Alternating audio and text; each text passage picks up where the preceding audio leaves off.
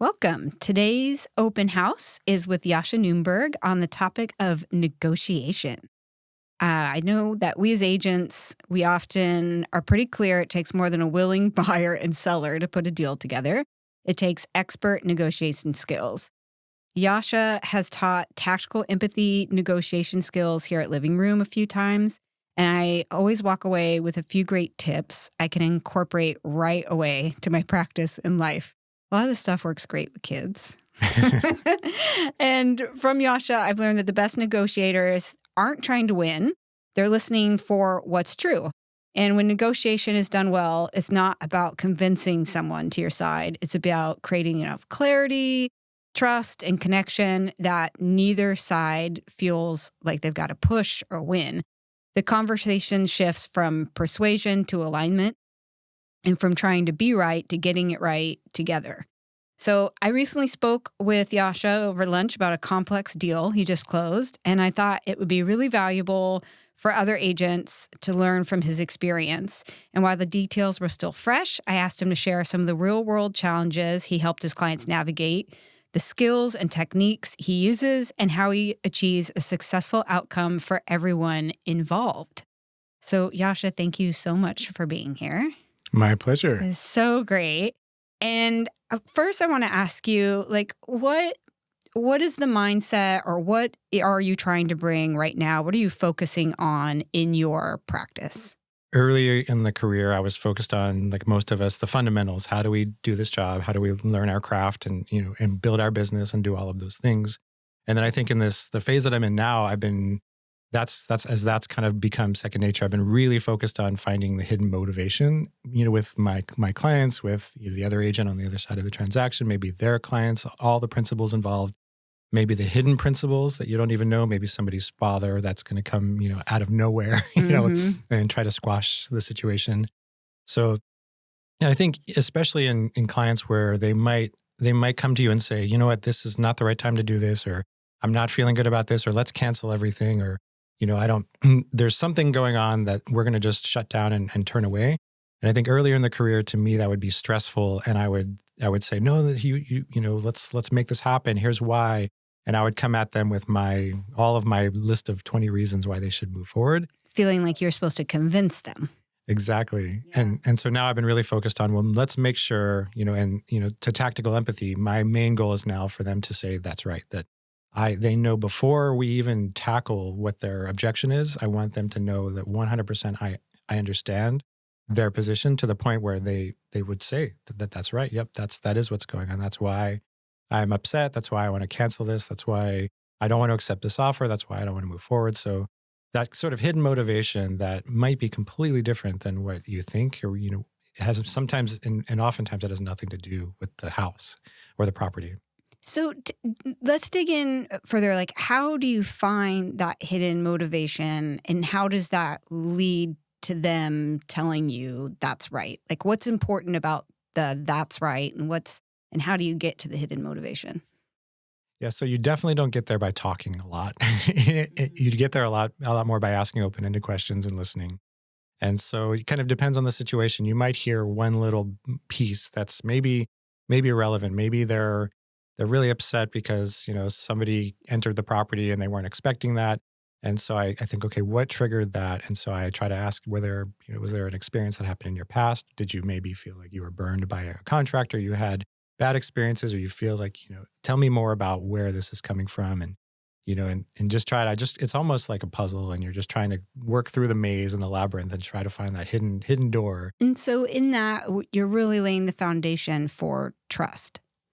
And I know that you work with clients. You've been very active on Zillow for many years. And so, some agents I know won't do that because they'll feel like that's just too much work. If someone comes to me, we don't already have trust established, I don't want to mess with that end of the workload.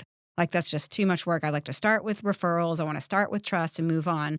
But you've been really effective at building trust with those that you don't know. Can you walk us through an example of that and how you do that? I think early in your career, if you decide that you're going to go down that road, you sort of, you're so focused on that whole, the whole interaction is, I need these people to trust me because, you just assume that they're a legitimate buyer and you're trying to build clients. And so you have to show them what your value proposition is right away at every single time. So I think, now later in your career, it's both ways. You have to decide, well, is this a client that fits, my values that I'm looking to, what type of business that I want to have. So it's kind of a mutual thing, and you show up and maybe it's going to work out and maybe it's not, but it's not always like I'm just desperately trying to win them over. And can you talk about developing a relationship with one of those folks and the results? I think you recently just got like a thank you letter from someone that you actually met on Zillow initially. Initially it was during a very slow time in the market, so a lot of us were basically doing things that we were relaxing, the type of people that, or the type of leads we were willing to chase down because things were so slow. And so they were kind of a longer term project. They were going to be relocating from Seattle, and it sounded like maybe we weren't a good fit initially. They had a lot of backstory about distrust of real estate agents and bad experiences that they had had. And this was right around the time of the decoupling of the commissions, where it was one of the first conversations I had to have where I was letting them know what my fee was, what my value proposition was. It wasn't assumed that whatever property we buy that the seller is going to be setting aside, that BAC. So it was very good practice for me because it was somebody who brought to the table a lot of baggage about, I'm not sure, I found you, but I'm going to be interviewing other agents, and I'm not, I don't feel like I've had a good experience in the past. So I had to dive right into that. And so that was, almost 9 months to a year ago. And fast forward to, what you were mentioning is, yesterday out of the blue, my wife, sent me a lot of texts, and I was on a home inspection, and she said, you need to look at this text. You need to look at this. And so I stepped out, and she took screenshots of this 2-page handwritten letter. And this client had just showed up to my house and dropped off a bottle of champagne for her because he knew that she'd like that, and a bottle of Lagavulin 16 for me, and which is a distillery I've actually been to in Scotland. And this letter was just so moving. Allie was in tears because, it was addressed to her, just talking about how grateful, he was that I exist and I was able to help him. And he had said that, I had saved him, tens of thousands of dollars through all of the work that we did together. And he just wanted to, just out of the blue, just, show his thanks. That is so cool. And I imagine he wanted to address it to Allie just to recognize as the wife of a realtor. Like, it must be hard. He probably knows he called you at times that you were with your family and had to focus on his needs. What do you think were some of the things that you could share with our agent listeners, or the techniques that really helped you establish trust with that client, early on during that, whether it's the establishing your commission during that conversation or during the transaction itself, that helped you really solidify your value for that client? He said, right away that they were looking for an older house and that they had experience, with older homes, and there was nothing that really scared them. And so a lot of people say that, but then you get far down the road and you realize that, they see certain things come up on an inspection, and they run for the hills. So, and it was also challenging is that we were doing everything over the phone. So since they were relocating, they wanted me to do quite a bit of legwork. So I would go to properties that they said, you know what, I think we're ready, and they were cash buyers. So, oftentimes, when an agent is told by a cash buyer, I want to write an offer on this house, they sort of see the finish line is right there. And oftentimes I would go preview it for them and call and say, you know what, I can't let you this house, even though you're very familiar with older homes, here's why, here are the photos that I took of this particular issue, or, the location that it's in. I just think that, I talked them out of multiple homes, which, I know a lot of really good agents will do that. And we pride ourselves on our ability to hit, put up this barrier. And if a client and a house can get past that barrier, then we will recommend it, to our clients. So it took a while before they actually were ready to fly down for a property that passed those tests.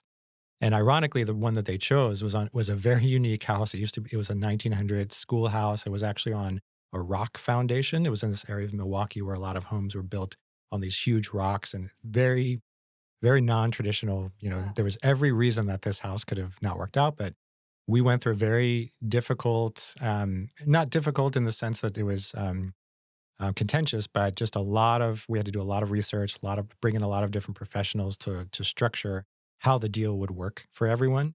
And it was a house flipper who basically just focused on the cosmetic, pretty things on the inside of the house, but Mm. not the structural, big ticket items. So we drafted a very significant, a price reduction addendum to kind of make the deal work for everyone, and it came through. And now he's there. About once a month, I get a text. Hey, who's your favorite masonry person, or who's your favorite hardwood floor person? And so that I think that's what's been leading to that relationship has been great because it's evolving. And I think that the people that I send over to that house, they're enjoying working on such a unique property. And I think it just reflects on the business that I have, that they tell stories of working with me in the past. And it's just he's kind of gotten a window into, when you hire an agent, you're almost you get them and their skill set and what they bring to the table, but you also get their, like he calls it, my Rolodex, which is such an Yeah. antiquated term, but it's an extension of you, all the different people that love you and are happy to drop what they're doing to go help one of your clients. It's also an extension of the experiences you've had, that you've actually had enough experience at this point to be like, oh, yes, I can really definitively tell you, use this guy, not this guy, or, or Mhm. this is the right person for that specific thing.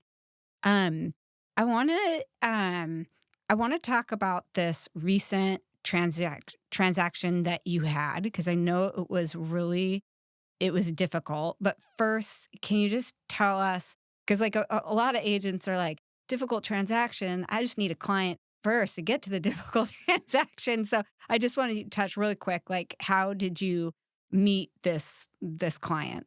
Before Zillow became the big Zillow group that it is, there was a competing app called Trulia. Mm. And so Zillow acquired Trulia, but I used to advertise on both platforms. And so people on the East Coast, especially New York, still, for whatever reason, use Trulia. So they had been looking to relocate to Portland. They were from New York and they got on Trulia. And I still had an active profile, which I think was funneled through Zillow. But so there was essentially an online lead for a very expensive house in Riverdale, which is it's usually that's not the type of lead that you would get. So Yeah. and they are actually originally interested in a pending property. So that there was they told me this house is our dream house. We've been looking at listings in Portland for years. We want to relocate. We really like the Northwest, but we're looking for a very specific type of house, and it happens to be pending. So I called the agent who was the listing agent, and I said, "Can I just come? I know you're pending. How's the home inspection going? Is there any window?" And it was a pretty solid deal, but I went out, toured it anyway, did a video tour for the clients, and while I was talking, I was asking some questions of the listing agent, and he said, "Yeah, there's actually the same person that built this house built another one right next door, and that's coming on the market in a few weeks." So Amazing. long story short, I was able to sneak into that house that same day, take some video. It was even more their dream house and it hadn't come on the market yet. So we were able to purchase the property before it even hit the market. And that's how I am. So the clients in this story were the buyers at that time. Yeah. So, and this was during the early part of the pandemic. So which is an interesting side note because the backyard is a relatively busy street, but at that time, nobody was really driving. And so it was very quiet and the house had never really had any market time. So they did fly out from New York, just absolutely drooled over the house. It was perfect. And they had, several great years just loving the house. So fast forward to, just about 9 months ago, they're ready to relocate again, needing to put the house on the market. It's a very different financial situation than it was in 2020. The Yeah. money is a lot more expensive. Yeah. There are less buyers at that price point. Everything's different. And so it was a longer process to actually list this home.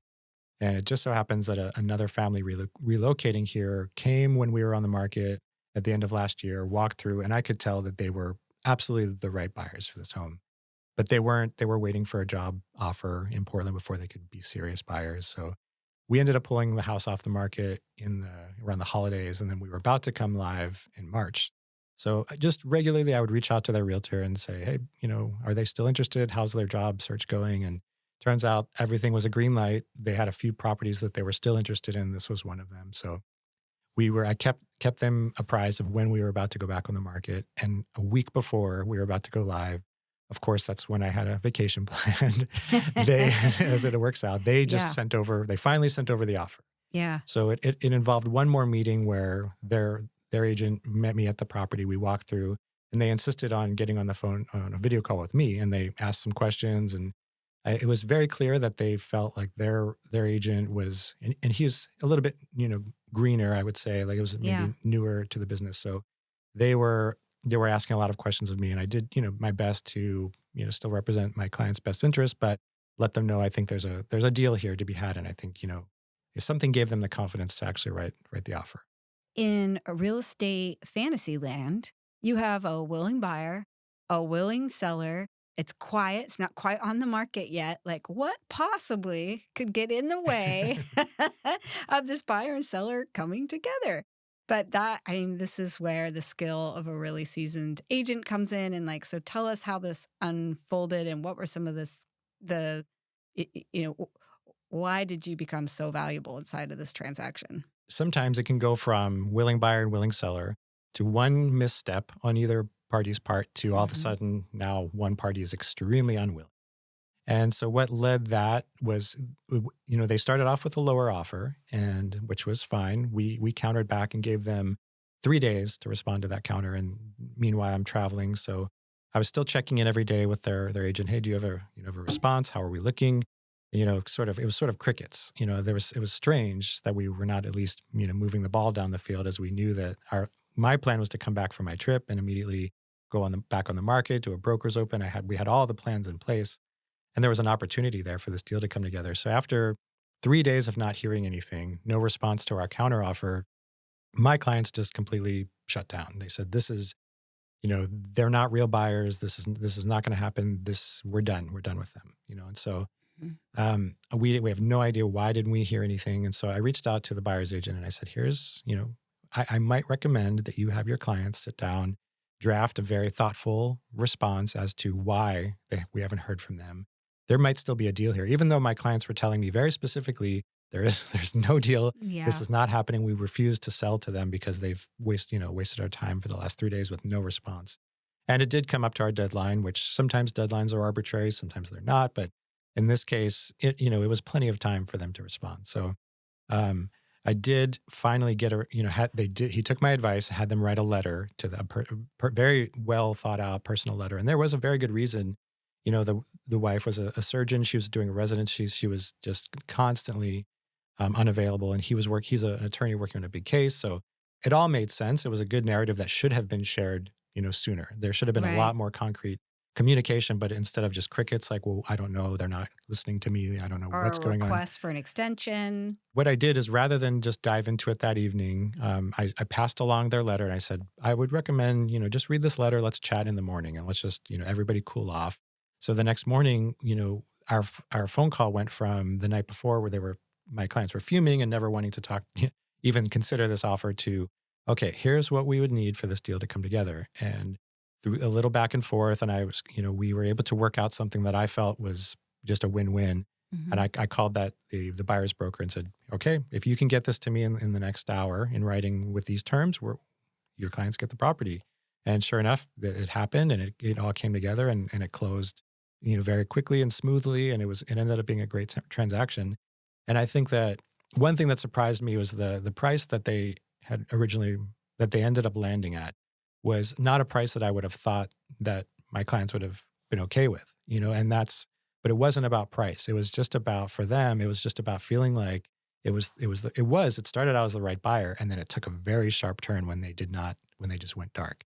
And these buyers almost lost out on on a very great deal. Everyone almost lost out on a great deal just because something that could have easily been avoided, which is just clear communication, a justification for why we've gone dark, so, and that was just making sure that that was clearly communicated, really saved the deal, and had nothing to do with, real estate, really. It was just Yeah. knowing that my clients had something deep inside them that really infuriated them to have a few days where a reasonable counteroffer was not responded to. That's so interesting. Like how these small missteps, but I can see that from the standpoint of, i- there's so much being unsaid that no one's privy to. Like one, that they are willing to go farther than they think that they are going to go. And when someone doesn't move towards you, when you've already maybe felt like, oh, I would move here. Mhm. And then you're like, well, I'm giving. Why aren't you? Aren't you? But they don't even know that you're actually giving. And so inside of there are just people making up stories, right? Hmm. Like in absence of information, our brains go to make up stories. What is that? Like 70% of our amygdala is to avoid losing or risk or fear. Like we're just programmed for that. We're not looking for the opportunities. So how do you keep your clients in the, getting them above the line or getting them to this place in their brain where they're looking for the opportunities, not trying to avoid the what bad might happen or what, negative outcome they might be fearing. That sort of is a great segue to another story that I was just alluding to Yeah. about a client. They were basically, they had moved out to the coast and they had a property that they had lived in for decades in Portland. And so the whole plan was for me to help them get a lot of their stuff out of that house. And there were a lot of problems with the property that we had a clear plan as far as, doing a little bit of light work and getting it emptied out, getting it on the market. And so I put a lockbox on the property and had a contractor that I had worked with many times just go by and, we needed to get them some numbers. And I think they were still having the clients, even though they had already, moved out to the coast as they were coming and going, the idea of somebody coming through the house set them off without them knowing exactly what time that contractor was going to go there. And really wasn't any personal property there. And we had discussed there's going to be a lockbox and the contractor was going to go by. But that set them off to the point where I remember walking out, from the gym and I was sitting in my car and hearing them say, you know what, we've talked, we're going to just cancel this for now. We don't think that we're going to sell the house this year. Like this is all happening too fast, and they just basically said, we're really sorry. We appreciate everything you've done, but we want to pull the plug. And so at that point, I think many times in my career and a lot of people, we would have said, okay, whoa, hold on. Like, let's keep this. Our focus would have been keeping this together. Yeah. And so in that moment, I decided I really want to learn what is triggering this response. And I was like, I'm going to remove myself from any attachment to the outcome of related to that transaction. But let's see if I can understand what's causing them to say that. So I started asking some questions and I started just making some statements to see if, and this was the example where I said, did you ever have a contractor that, you felt like you were burned by? And he said, yeah, that's definitely it. We've had some really bad experiences with contractors. And I said, are you still kind of thinking of this house as, as your home rather than a product that we're about to take to market? Because I think that sometimes, if you still feel like you live there, it can feel invasive to have somebody coming in, but Mm-hmm. it's no longer your home. You have a new home where you're living and there's just some boxes and old stuff there. And so that led to the next morning. And actually before that, it did lead to, I made a comment about, do you feel like this is the fear that's causing you to feel really upset at this moment? And he did say, that's right. And so the next, which was usually my goal in Yeah. in Because these then kind of situations. so the confirmation when a client says to you, when you've gotten to your goal and they say, that's right.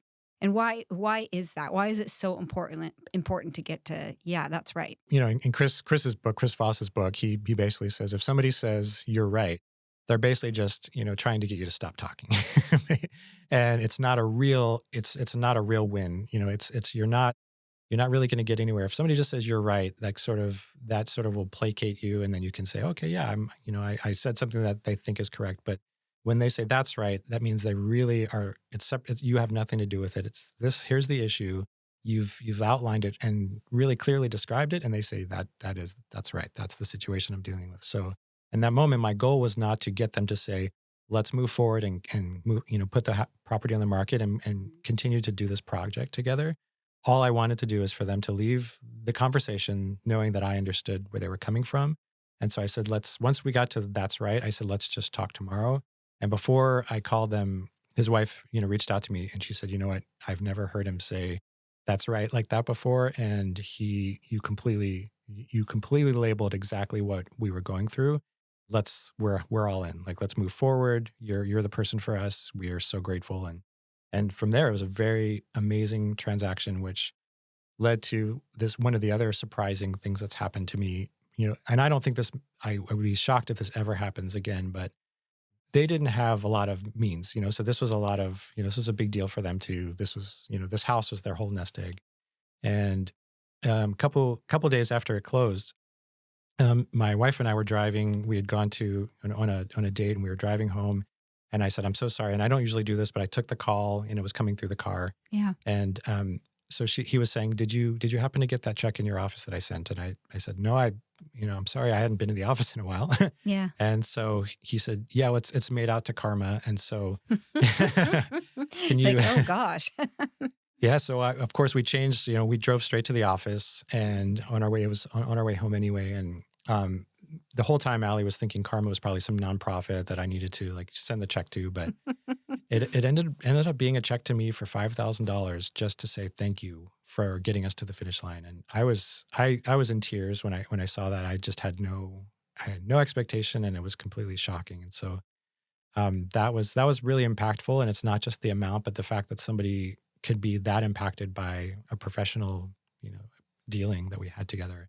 It sounds like you are really actually, when you're sitting down with a client, you are actually willing to completely let go of the outcome.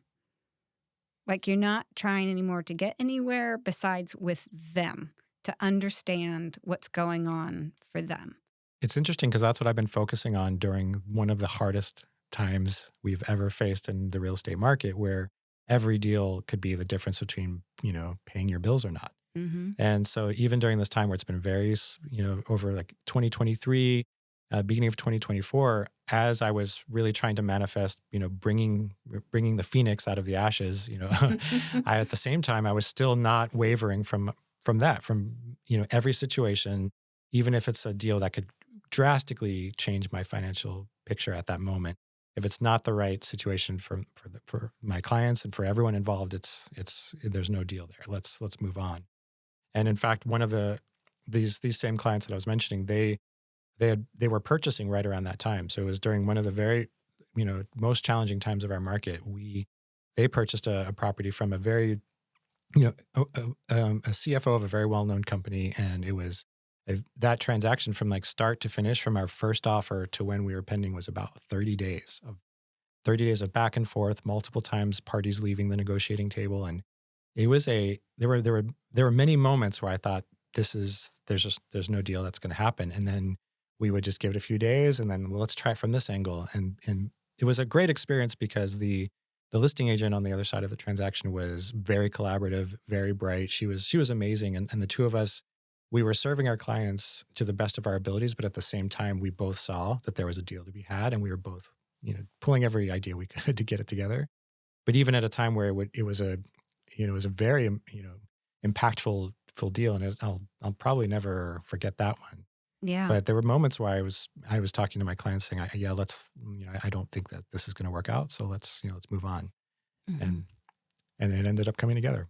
So if I'm an agent that wants to improve my negotiation skills, I want to start practicing, how to get to that's right with my clients. What would you recommend? Like, how did you start incorporating this skill into your practice? There's so many ways to practice it. Like be basically tactical empathy, however you want to, come across that. It's an empathetic, practice and approach.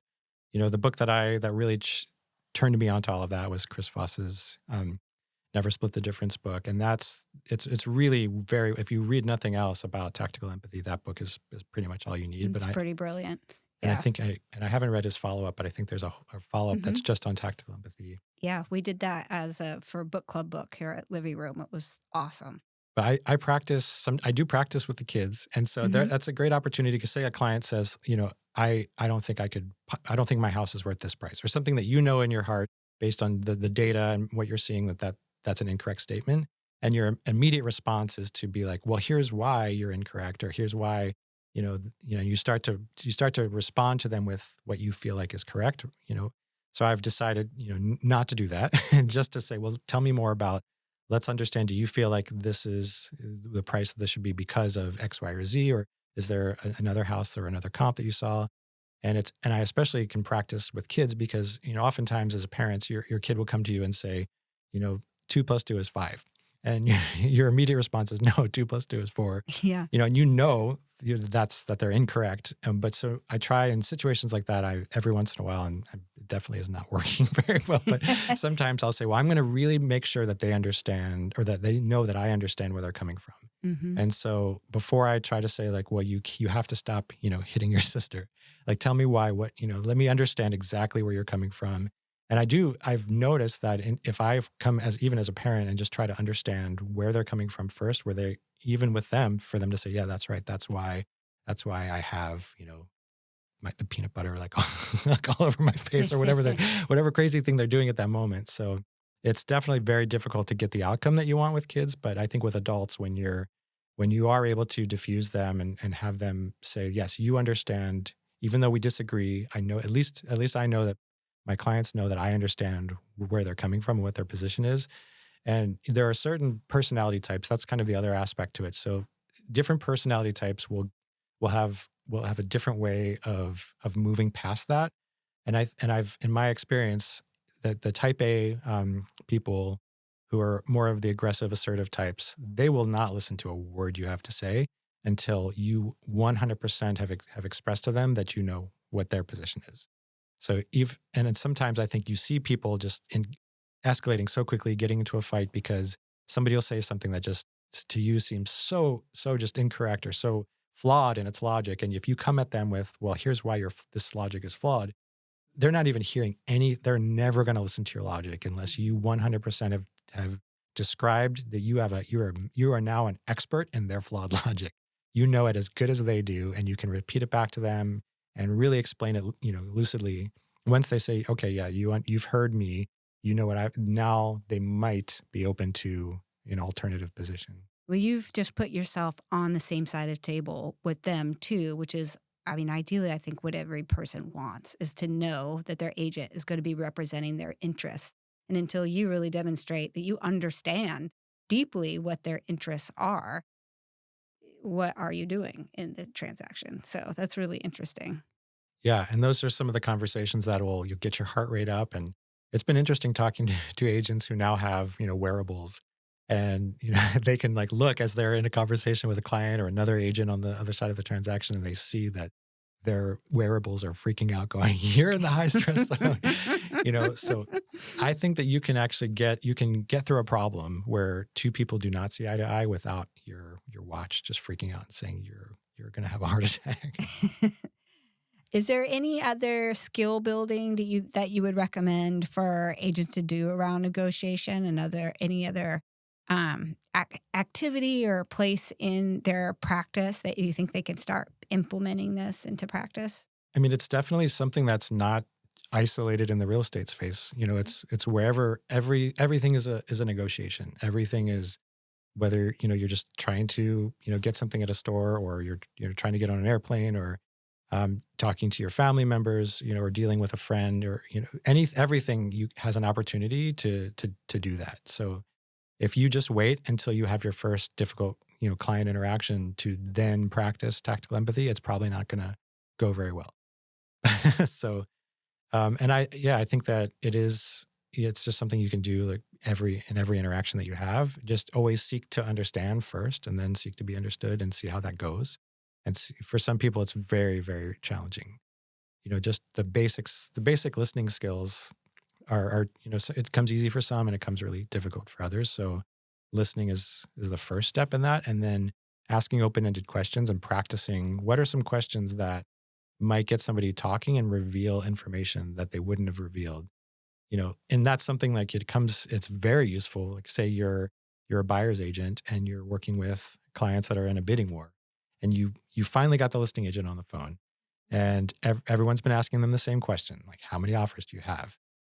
If you ask a listing agent yes or no questions in that situation, are you okay with escalation clauses? Are you blah blah blah? Every question can be answered with a one word, yes or no. Those, you're not going to come out of that conversation getting any sort of special hidden information that could help your clients succeed. So even in a situation like that, I really love finding what's the most open-ended question.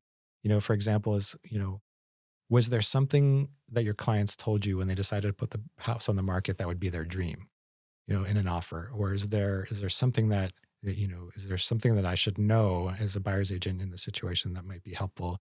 you know, those, just something like that, or what is your dream? What is your client's dream situation here? Or, is there anything that can, or was there something about some of the other offers? What was it about the other offers that they didn't like, or that you're not excited about? And just anything that you can just ask that'll get them talking.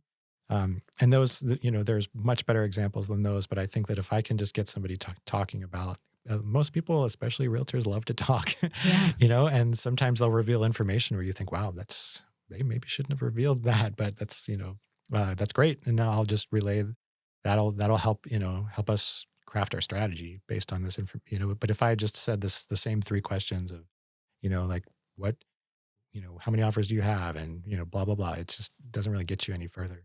I think something that you do really well too that I've noticed is that you'll get a response and it sounds like, well, Yascha got the answer to his question, but you don't stop there. If like, for example, you're like, how do you feel about escalation clauses? And then they answer. And then like maybe at the end, they were like, they haven't worked well for me before, and that's for most of us is like, okay, don't like it. But you're like, oh, not worked well for you before. And you'll open it up again. And then you have this way of just being quiet and like reflecting back what they said and getting more and more and more information. And I'm always just really impressed. I'm like, I just want to sit by Yascha and hear the whole story. That's one that's mirroring. And that's you basically just putting a question mark on something that someone just said. And that's a really difficult one, but you can have whole conversations where I've tried this. It's very difficult to do for me because I feel like I'm gonna start laughing. But everything that somebody says, you just take the last few words of what they said and you repeat it back to them with a question mark. Mm-hmm.